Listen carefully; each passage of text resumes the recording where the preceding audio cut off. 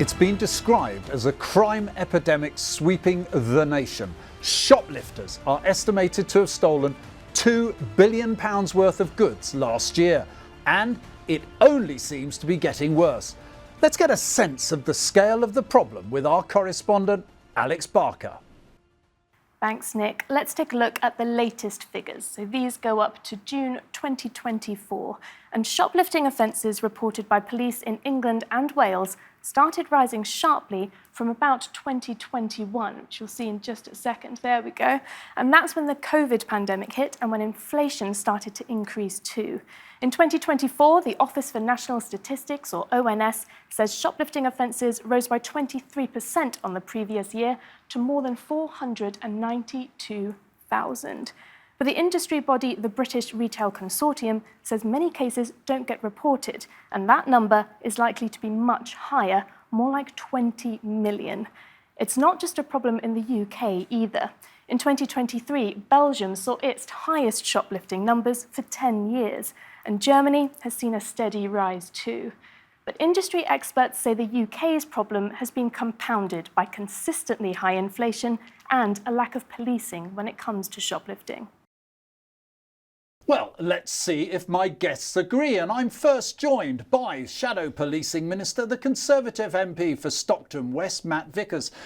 Matt, welcome. Thank you for joining us here on the sofa in Westminster Watch. Well, do you agree shoplifting is a big problem? It is a huge problem. It's a huge problem for these retail businesses on the high street, trying to make ends meet, trying to keep those jobs in place, but it's also for those people who work in that environment. A lot of assaults on retail workers. I think we had 2,000 assaults a day on retail workers, according to the British Retail Consortium. That has a huge impact, and these people are youngsters getting their first job as a student to top up their income, or their pensioners, making their pension go a bit further and getting something nice for the grandkids at Christmas. It's just awful, and the scale is unbelievable and ever increasing. We're at a 10-year high. We've been out to ask people here in London if they think this problem of shoplifting is being taken seriously enough. Let's have a look. Do you think the police take it seriously? No, I wouldn't say so. I think it's something that's quite overlooked. I don't think many people take it very seriously. There should be a lot more done to stop it, and the security people should be there. Security guards or police or who? Security guards and police, and they should nip it in the bud and stop it immediately, which they can do. My cousin used to work at B&Q, and they would just leave it because they can't trace them. And it's grossly unfair on the public itself, not to mention what goes on with the fear factor when people are going in and doing this, and what the staff feel like, because they can't be happy going to work knowing that this could happen during the week. Where are you from? Belgium. Okay, and what do you think in Belgium, what do you think shoplifting is like? Actually, the bigger the city, the bigger the problem is, I think. So if you go like into Brussels, it's maybe comparable with London. And yeah, I don't think they take it too seriously, because maybe there's just too much shoplifting, and then it's very hard to do something about it. I do know from experience that we have many secret detectives in the shops. You hear about that very often, that when shoplifters are being caught, that it's mainly through those people, and often they are hired by the shop themselves. Yeah. But then, of course, they want the police to come if they catch them, and I think there is still a problem, maybe that people do not take it enough seriously. Matt, you can see there lots of people think that actually shoplifting isn't taken seriously. Do you agree? I agree entirely. We need more secret detectives, I think. But no, I think it's a huge issue. It's a huge issue right across the country. Very variable. There was talk on there about big city centres being most impacted, but it's a problem wherever it is for the people who work in the shop and for those businesses that are trying to make ends meet. You're Shadow Policing Minister, and obviously you were part of the last government when they were in power, the Conservatives. In your experience, how should government be tackling this problem? So one of the things that came forward shortly before the election was the retail crime plan. The aim was to... that was put forward by the Conservatives? That was put forward by the Conservatives. It was actually, there was bits of it going through as legislation. So one of the things was about a standalone offence of assaulting a retail worker. That had two purposes. One was that people would face a tougher sentence for doing so, because there is a debate about that. Some people say, oh, well, why should it be tougher for assaulting a retail worker? Well, actually, we impose statutory duties on retail workers. We require them to check people's age when they're buying knives or booze. We require them to uphold the rules and the law, tackling shoplifters, etc. And that tends to be why they're assaulted. They're not assaulted because they've got a Marks and Spencer's uniform or a Tesco's uniform on. They're assaulted usually because they're upholding the rules, so statutory duty on them. And the argument is that we should give them a statutory protection. The other part of it, beyond the rights and wrongs of tougher sentences, was the fact that it made it more transparent. So one of the problems is that the police don't necessarily prioritise this, because it's deemed low level because it happens every day and it's happening in lots of settings. Sorry to interrupt you there, but can't government, the present government, just turn around and say, people think this is a serious problem, take this seriously, arrest people and prosecute? Does it work like that? That's where it's at. We elect police and crime commissioners who set priorities, but by making it a standalone offence, we create transparency. We can see which police forces are doing it well, because they'll have less, hopefully, in the long, and which police forces are not taking this seriously and it's running rampant. So by having that standalone offence, it made it more transparent about which police forces are doing the job. But beyond making it a standalone offence, actually we were looking at what we do with the offenders responsible. We talked about tagging those who are prolific shop. But with respect, this has now gone, hasn't it? That bill did not get through, as I understand it. This stuff is still in the statute. It is there now, and the government can pick it up tomorrow and get on with it. You talked about what government can do in terms of making laws, but why do you think shoplifting has become a big problem now? Part of it is about the sanctions we talked about the detection. Actually, people knowing there's consequences, because if people think they can get away with rocking up and picking up what they want from the shop without paying for it, then that's going to, it's going to grow itself, isn't it? But I think that is part of the mix. I think there is root causes. We've got to look at some of these individuals with drug addictions, with all sorts of problems that mean they go out and do this as a lifestyle. They actually spend their days on drugs, then they go out shoplifting to feed these terrible habits. And we've got to do more to break that down and What fix those about, what about gangs? There's a suggestion that gangs were actually are really organising themselves to make this a profitable industry, using people to go in and steal products. What can we do about the gangs? They should be top of the list. I think that very much is the case. But one of the problems with shoplifting is it is slightly variable in that one of the things I'd heard in recent times is you actually have now middle-class shoplifters who go in, get in and out of a very nice car and actually are just stealing in a way that we wouldn't expect. And then you've got the stereotypical shoplifter who might be a drug addict or might be sent in by a gang. We've got to crack down on that, on those organised crime groups. How are we going to get the police to do the job of tackling shoplifting if they're saying they're underfunded? So under the last government, we put 20,000 more police officers on the street. There are more police officers on the street than ever. But you did before. take 20,000 off the streets Well, there are more beforehand. than ever before. There are more than ever before.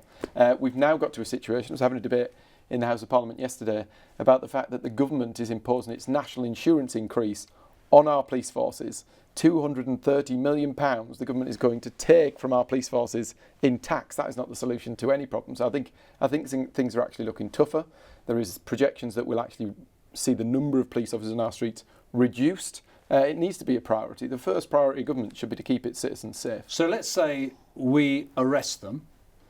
Should there be mandatory jail terms? Is that something you would get behind as shadow policing minister, that if you commit the crime of shoplifting, you go to jail? I think you've got to toughen up the sentencing across the piece, which is what we were doing. So we made it a statutory aggravating factor. So if you've assaulted a retail worker, if you've been caught in that sort of circumstance, then you are held to account. But actually, you've got to do both. You've got to toughen up the sentences and the sanctions for doing it. But at the same time, you've got to try and fix some of these people who are entirely dependent on drugs, and there's not really a way out for them. Okay, You've got to find a solution. Maybe there is a case that you don't send a drug addict to jail, but not all of these crimes are carried out. You yourself said there's middle-class people getting involved in shoplifting as well. Why should we not consider a mandatory jail sentence? You've got it for knife crime. Why not for shoplifting? I think everything in proportion. So, I mean, I used to work in retail. I used to work at Woolworths. And I'd seen some, but there were people in there stealing the picket mix. At what point does it land? I think that's, we've got to look at the sentencing guidelines. We've got to make sure that there are proper sanctions in place and real deterrence from doing these things. But we've kind of also got to look at proportionality in these situations. Are there things that should be done by other people? The retailers. Do you, for example, feel retailers themselves are taking enough measures? That is some of the debate you often have with the police. So the police will say, we can send a police officer 10 times a day to this store that's getting robbed, but actually, unless the retailer is responsible, looks at the design of the store and what's put at the front and what's visible and what makes it attractive to thieves, puts security guards in place, etc., then it's a meet halfway type situation. I think the retailers have to be responsible, they have to take action to prevent this as best they can. These are, if you like, going to have some impact, but is there something deeply wrong in society that needs to be challenged and looked at? We are seeing the rise in crime in other countries, neighbouring European countries. Belgium, for example, one of our closest neighbours, are seeing. We've seen some of the rise in America. We're seeing it here. What has gone wrong in society that makes this acceptable to so many people? It's a good question, actually. I think there is just people talk about the flight from deference, about people's moral fibre breaking down in some way, that they make these choices, and there probably is a case of that. But actually, I think it's probably going to get worse before it gets better. When we look at what's happening with the economy, when we look at unemployment is on the rise and is going to increase further, those people are more likely to end up without meaningful ways of life, and they're then going to get attracted into, if you can't go out, provide what you need for your family, then you start looking at alternatives. Matt Vickers, Shadow Policing Minister, thanks very much for joining us here on the sofa on Westminster Watch.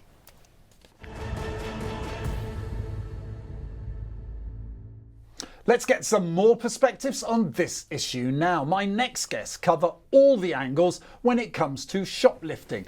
I'm joined by former Scotland Yard detective Peter Bleksley, reformed shoplifter Kim Farry, and Chief Executive at the British Independent Retailers Association, Andrew Goodacre. Welcome all of you to Westminster Watch. Let me start with you, Kim, if I may. Hello. Why did you shoplift? I started shoplifting at 9 because my mum was hard up, didn't have a lot of money, and I just decided to go and do it. Struggling for food. One morning I got up and she was crying. She had one egg between 9 of us. There was like 9 kids. So that was it. I just went and done it. It progressed though, didn't it, with you? Yeah, I started off, I didn't do it all the time, just started off when she was really struggling. Then I would go and get meat, just things like that. And then it got more and more, it started clothes, because kids were like mean to my brothers and sisters at school, calling them smelly, you ain't got no clothes, tramps, just how kids are, they're horrible. And I thought I can't have that, so I started getting clothes to make them look better in the clothes, because otherwise we had charity stuff. It didn't bother me, but it hurt me to think my brothers and sisters were getting upset, so I'll be really fed up about it. And it just went from there, and then obviously I got caught a few times, and then I got better at it, learned new tricks. And Okay. Peter, when you hear that, as a former police officer, do you have any sympathy with people like Kim? Well, let's fast forward to today, if we may, whereby there are many churches and other faith bodies that do great charitable work. And of course, there are charities that help people in need. And of course, Kim's unforgivable shoplifting progressed from being out of need into out of want. And of course, Kim has proudly boasted in the past about just how much she stole, goods running into, correct me if I'm wrong, but the millions. yeah. And of course, there is no justification for that. It is indulgent, it is law-breaking, it is thieving. And that, of course, is completely wrong and, in my opinion, unforgivable. Andrew, many people will say that stealing from a business, stealing from a shop, it's a victimless crime. What impact does the shoplifting that you've been hearing about actually have on retailers? It's huge, and the best way I can describe it, and this was said to me before Christmas, talking to a retailer who suffered a significant increase in the amount of times that is hit with shoplifting and the amount taken at any one time as well. And what he said was, it's like being mugged, it's like being burgled every week. Now, me and you in our homes wouldn't live in a home where you knew you can be burgled the following week, where shopkeepers have to put up with that. They have to kind of find a resilience to that, but it's incredibly difficult to do so, as well as the financial loss to their business, as well as the impact on their staff who see it happen and who want to help and protect but can't. So it is such a significant impact on businesses and people that whoever called that a victimless crime was a travesty of justice. It is never a victimless crime. Kim, when you hear that and the effect it's having on retailers, do you feel guilty? Yeah, of course, because when I was doing it, it was a business to me, so I didn't even think about the effects it had on the people in the shops until after I stopped shoplifting.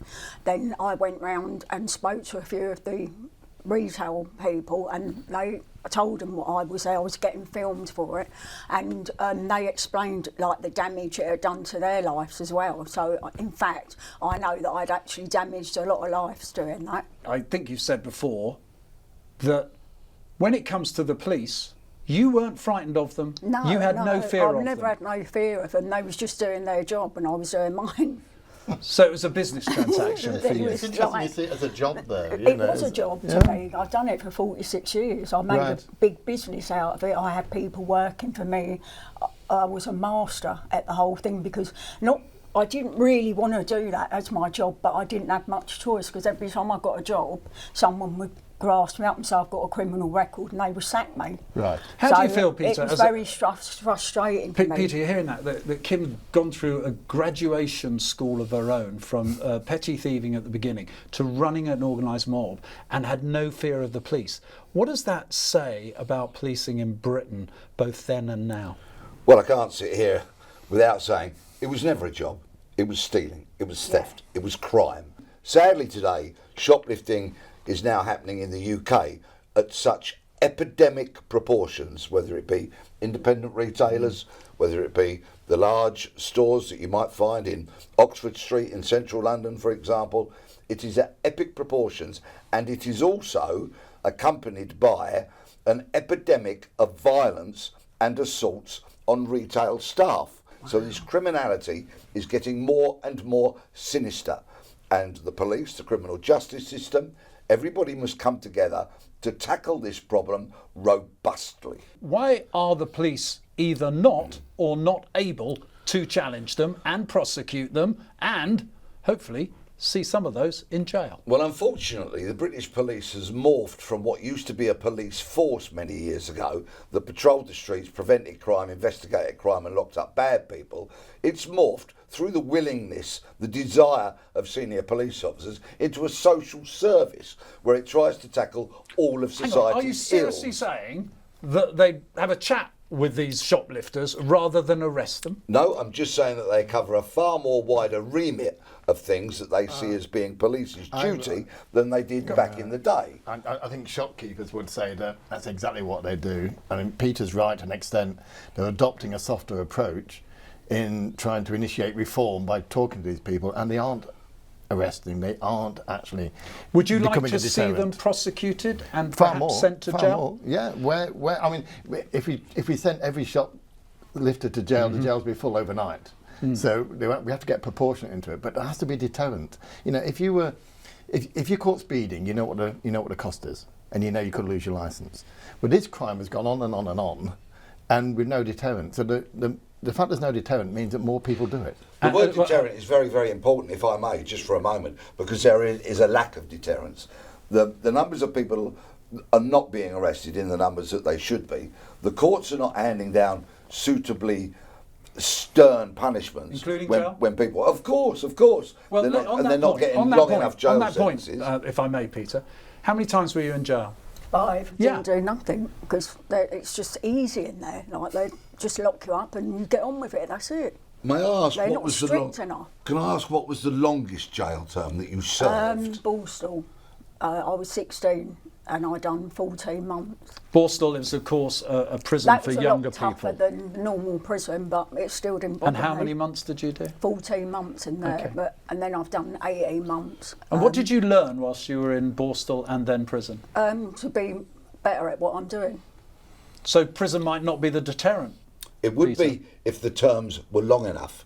In that offenders, for example, I think we should have a minimum jail term of 4 years with a considerably restructured jail system, so that in the first year, if a prisoner shows some remorse, some guilt, they confront their offending.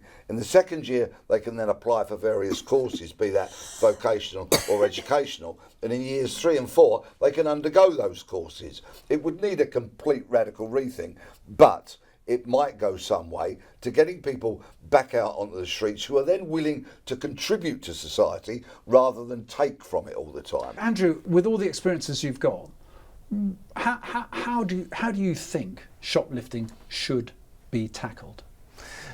It's a multi-stakeholder approach at the end of the day. I think deterrent is crucial, and I think Peter's got a very good point about if we are detaining people, how do we change their mindset? And detain them longer? I think it depends. If it's the escalation we've seen, the industrial size of escalation we've seen is definitely organised crime.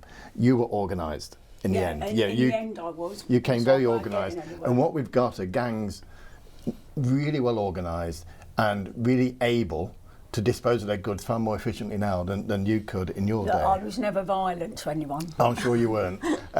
But because there's online marketplaces, you can sell these goods as pre-loved and people buy them. How do you think, are there measures you as retailers could be taking to try and stop things as well? Retailers can help because there is massive investment in CCTV that's improved. There's massive investment in security.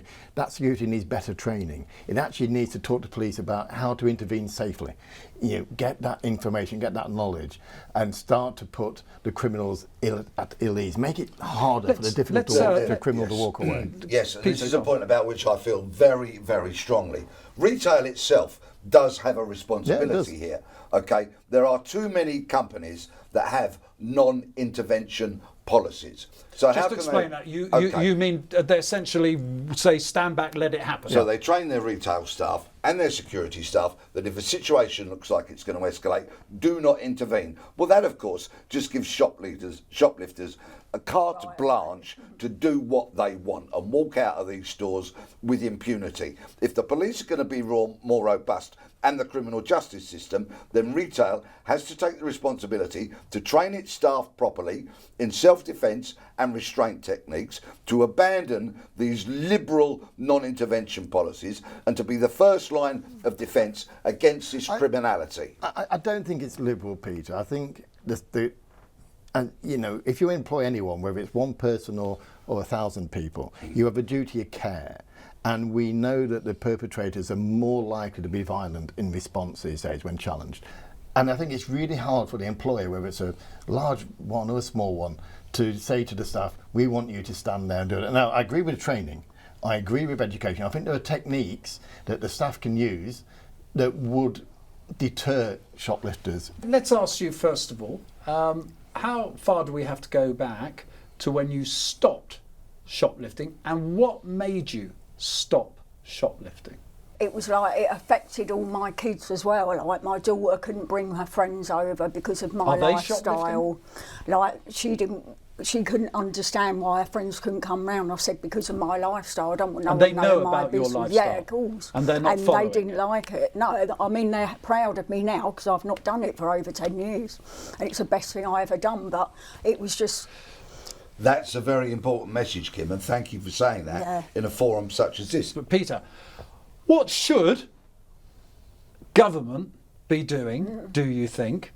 And actually, can anything they do be effective? Yes, there is plenty that can be done. Police officers should attend shoplifting, they should arrest, they should be prosecuted, the Crown Prosecution Service should prosecute these people, and they should therefore be punished suitably.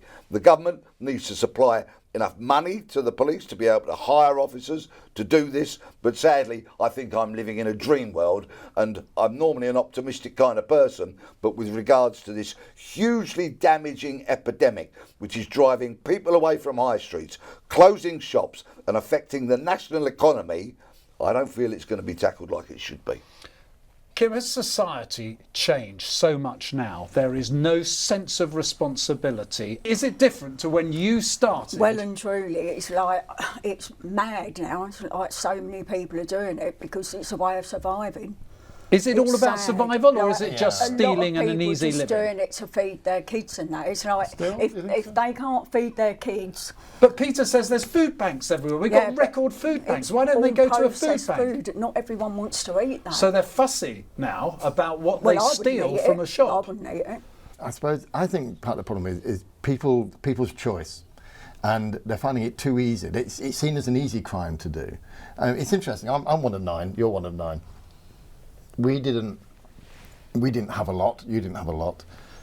But we never turned that way. And I'm not blaming parents. No, but there is. I just made that decision. No, that's fine. But it's about choice. I think sometimes we abdicate the fact that people are making these choices. Peter, Kim, Andrew, thanks for joining us here on Westminster Watch. And Kim, well done for turning your life around. And we are sharing that here on Westminster Watch.